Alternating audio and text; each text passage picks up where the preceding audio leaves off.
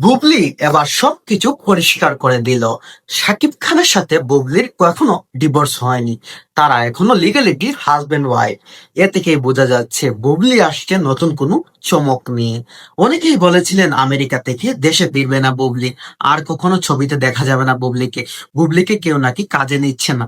এবার বুবলি সেটা প্রমাণ করে দিল।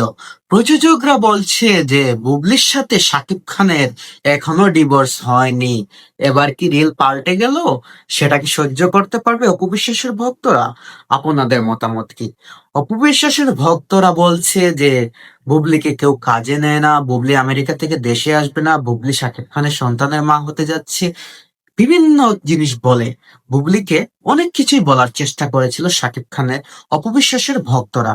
একটা জিনিস খেয়াল করেন, অপবিশ্বাসের ভক্তরা চেয়েছিল বুবলির পাবলিসিটি কমানোর জন্য, কিন্তু দিন শেষে তারা নিজেই নিজে বুবলির পাবলিসিটিটা 3 গুণ বৃদ্ধি করে দিল।